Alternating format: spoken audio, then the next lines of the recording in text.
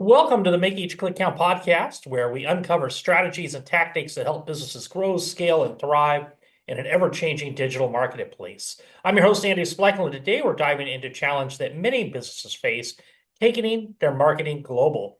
My guest today is Shaheen Samavati, co-founder and CEO of VeraContent, a multilingual content agency that helps brands expand their reach with expertly tailored content for international markets. With a background in journalism, corporate communications, and startups, Shaheen has a deep understanding of what it takes to craft compelling content that resonates across languages and cultures. Today, we'll be discussing some key elements of a successful global content strategy, common pitfalls to avoid, and how brands can effectively localize their messaging to connect with international audiences. Shaheen, welcome to the show. Thanks for having me. Okay, so what inspired you to start your company, VeraContent, and what problems were you trying to solve for people? Yeah, well, like you mentioned in my intro, my background's in print journalism, so that had a big impact on my decision to start this company. I mean, basically, I'd been working as a journalist in the US. I did my MBA in Spain, and then afterwards, also, as you kind of mentioned, my background was working in corporate communication and then in startups. My last job before I started VeraContent was leading marketing in a scale-up company where we were producing content in a lot of different languages. So in my previous jobs, I had experience like hiring agencies, and basically I saw that clearly there's a huge need to create a ton of content in pretty much any marketing department. And I found it difficult to find a provider that really kind of met my journalistic standards for producing that content. So I decided to start that agency myself, and that's kind of the story behind VeraContent. The very short story. And I also started the company with two business partners named James and Daphne, who have a background in translation, and my background's more in journalism. So we kind of combine forces to offer both services. And yeah, specializing in global content marketing services and transcreation. So, what languages do you service, I guess, for a better word? Yeah, Translate, localize. I mean, what languages do you work in? yeah, we work in a lot of different languages. We more than 20 languages and more than 40 different international markets we've worked in. We specialize in European languages and markets, as we're based in Europe, and that's kind of how we started out, really helping companies enter into the European market. And if you want to enter like if you don't want to just enter one country in Europe, but want to enter more than one at a time, you pretty much need to operate in multiple languages. So, also, I should say, like after moving to Spain and working in communications and marketing, that's really where I saw the huge need for the multilingual content production. So, yeah, we're based here in Europe, and we're specialized in all the major European languages, but we've done projects in a lot of other languages too, all the major world markets. So, what are some of the challenges that a company might face if they're trying to get their messaging out in different languages? Yeah, I think one challenge I see a lot is just like deciding where to start. I think just because there's I mean, every company is producing so much content. So if you wanted to, first of all, localize all of that and then localize it for all the markets you're in, it can be like a huge endeavor. So it's like being strategic about what's the most important to start with, I think is one challenge. And then also just like, especially for companies that are already doing a lot of localization, I think one challenge is like maintaining brand consistency across all the markets, and of course like quality control, because it's usually in the marketing department you have not everyone on the team speaks all the languages that you're operating in. So being able to know that the writers or the community managers or marketers in those different markets are actually representing your brand well, I think is a big challenge for a lot of marketers. Yeah, I always hear the term translation, and you had mentioned localization a couple hmm times already. What hmm are the differences between those terms, translation and localization? Yeah, I mean localization involves translation, but it goes further. It's not just translating the words, but adapting for the market. So, and that can involve like modifying images, colors, formats, and to like take into consideration like the local preferences. Question. And how or does AI come into a play when you're looking at doing some of this stuff? Yeah, well, AI can help a lot with this, definitely. It's had a huge impact on our industry over the past few years. Um, And I mean, pretty much, I mean, for many years now, machine translation has been widely used in our industry. Pretty much every like computer assisted translation tool has translation built in, and now a lot of those tools have AI features built in as well. So not only can you like Google Translate automatically translates for you, but you can also use AI to like enhance the wording of that translation because a lot of times machine translation sounds a bit stilted or isn't natural, but AI is really good at sounding natural. Only Mhm. problem with AI is that it just does whatever it wants sometimes, Mm. and is sometimes it's not very accurate. So that's the yeah, that's the risk of relying on it, I'd say, for translation.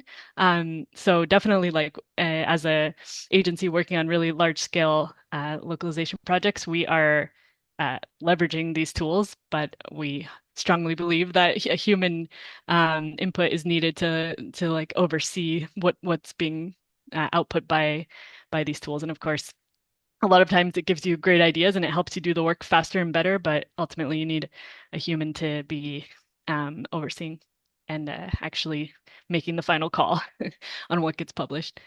And you had mentioned localization that you'll change color preferences for certain taste of different regions. Mhm. What are some examples? And I guess I mean, where could a company really go wrong if they're not working with pros like yourself? I mean, obviously there's things that might be offensive in one market or another, like, but usually it's more like what's more effective? What would that market maybe like respond better to? We actually did a social media post about this recently, looking at some examples about how like McDonald's uses green in Europe, versus like the red and yellow that they use in the Oh, really? US. Yeah, trying to give like a more eco, I guess, vibe. So yeah, so it's interesting. We've also seen that a lot with like when we're doing social media posts, some of our designers in the local market say like that design really wouldn't work in this market. We need to change it to something else. So especially like we had a Middle East account, obviously there's certain sensitivities there. So we needed to adapt when you're creating content around certain events or different things. There's like cultural sensitivity to take into account. So I'm curious, what are some common mistakes that a company might make when translating or I guess localizing their content and how can they avoid them? I think okay, common mistakes that companies might make is I guess as we were saying, like relying a little bit too much on AI. Like Mhm. I think now that's there's maybe the misconception that AI or can do like the heavy lifting for you in creating content, and I don't think that's the case. Um, yeah, so I think just like the importance of, as I said, having a human involved in the process is super important. Um, and yeah, I think another, I guess, even more common mistake might be thinking that you can just use the same content in different markets. Like Mm. a lot of times you do need to actually create custom content or really think about like there might be content that just doesn't work in that market. Mhm. Like that we had an example of a real estate company that we were creating content for that was about tips for landlords basically. And a lot of like there's different laws and different things in the different countries that you have to take into account that you can't just use the same article and translate it, but it really depends on the particular situation. So I guess walk me through it. So a client comes in through the door, and I guess Mhm. first of all, when does somebody usually decide that they need your service? Like what situation are Yeah, they in well, when they come to us? what point in their business are they when they're like, we really need to get somebody in here? Yeah. So we do have like kind of two services that we offer. One is the global social media side, and the other is the content marketing, blog creation, and adaptation web content. Mhm. Um, so, and I mean, definitely on the global social media side, I'd say we've seen a lot of times companies come to us because they've been on social media for a long time. They have accounts in different markets, but it's a little bit disjointed, like the way that it's been managed, and maybe they Mhm. have some a a lot of times they say it's a retail business or like a consumer products business and they have distributors. Maybe the distributors are running some of the accounts and they decided they want to like do it all at a corporate level. So it's they come to us when they kind of want to centralize and streamline and make sure that their brand is being represented well on social media. That's a pretty common occurrence because I think a lot of companies um, like started creating accounts maybe 10 years ago and but weren't taking social media so seriously. Mhm. And now it's like, oh wow, actually social media is our most important marketing channel and we need to put real professionals in charge of it. And not only in our home market, but in all the markets where we have a social media presence or where maybe where we want to have one. And then I'd say the other circumstances when they're expanding. So a company that maybe is only operating in the US and wants to is maybe is already doing business in Europe, but decide they want to expand their content marketing efforts there to like grow their business in European markets. Yeah, that's really what I thought you were going to say is maybe a company coming over from the US looking to expand in different languages in Europe. Yeah, absolutely. That is kind of both. Like it's like established companies that have a presence and they want to centralize it, or companies that are growing and expanding and want to do more content creation internationally. Okay, Yeah. so you have a new client, and Mhm. what's the next step after that? In terms of like how Yeah, we yeah, where do you go? onboard them. Let's take the second example where it's like a US company who decided they need a bigger presence Hmm. inside of Europe.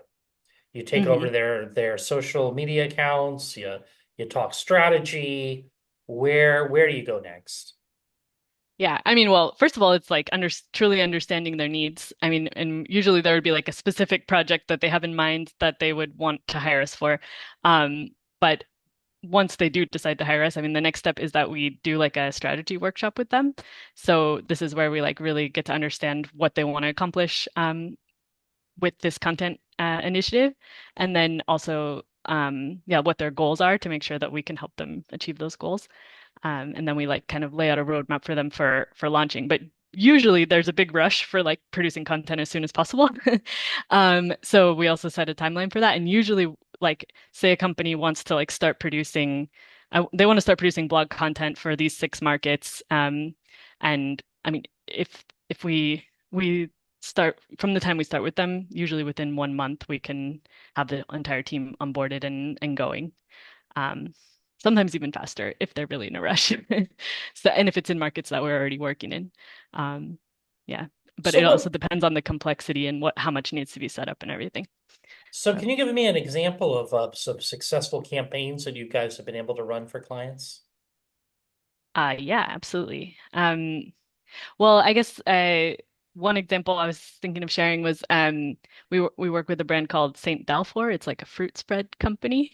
Um, it's a French brand, and we run. I mentioned we run their Middle East account and also their Australian account. Hmm.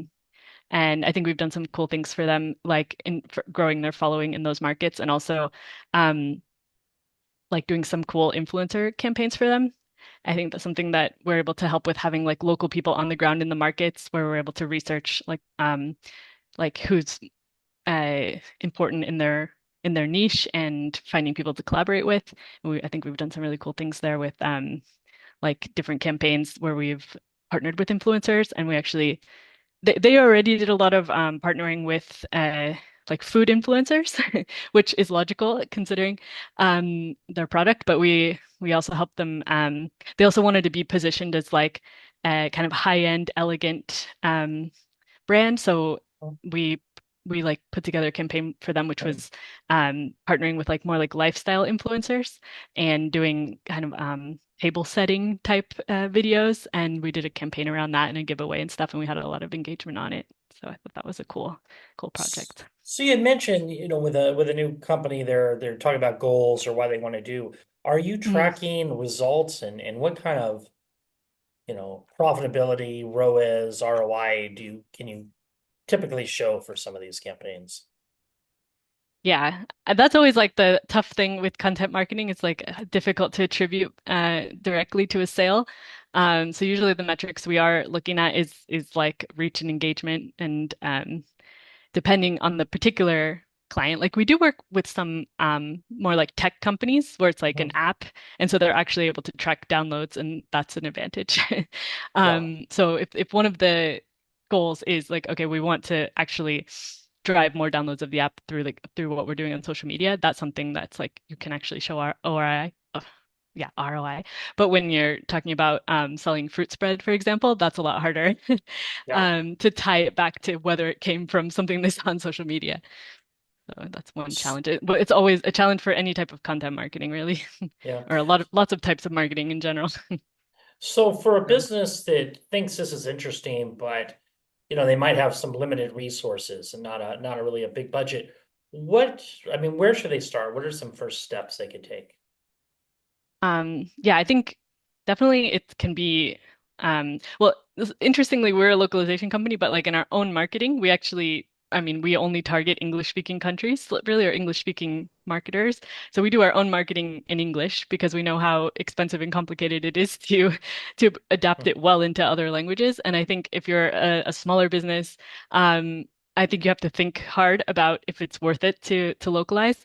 And first of all, you can only localize for countries like or markets where you're already operating and you're able to deliver your service. Because I've actually seen companies do that they start like producing content or doing marketing in other markets, and then they don't actually have like a sales team for that market, and that's just like a recipe for disaster. Like you have to be able to Hmm. deliver. But yeah, I would say my advice is to really like prioritize your markets. So and also making sure that you have like don't replicate something that's not working in at least one market because when you're expanding into more, you're just like duplicating the cost and the complexity. So like for example, if you want to have like a really you want to do more social media marketing in European markets, make sure that you're actually doing something that works in social media in your own market um before you take it to new Yeah, ones. yeah, that's some great Yeah. advice. Yeah. Now, looking ahead in industry trends, how do you see what you're doing changing for global content marketing over the next, 6 months to a year? Um, well, I hope it doesn't change too much, but I know that we already talked a little bit about AI, and I think, of course, AI is just like transforming every aspect of marketing and content marketing, especially, not only like helping to generate and translate content, and it's getting better and better at that. So I mentioned before that I think humans are totally needed in the process right now, but it's hard to say for the future. I mean, we already see, like for example, YouTube just said that like a really recently that they're including like dubbing on as part of the default service on YouTube, basically. So someone who might have like paid to have someone an agency dub that for them now doesn't need to because yeah, YouTube is dubbing everything automatically with AI and like every in like many different languages. Yeah, that's So I think amazing. we're going to see integrated localization in a lot of platforms, and that's really going to change things for localization agencies. That said, I think like the sheer quantity of things of content being produced, it means there's like more and more work. I saw some statistic about like yeah that there's not enough capacity um of translation to translate all the content that's out there. Not even like machine translation.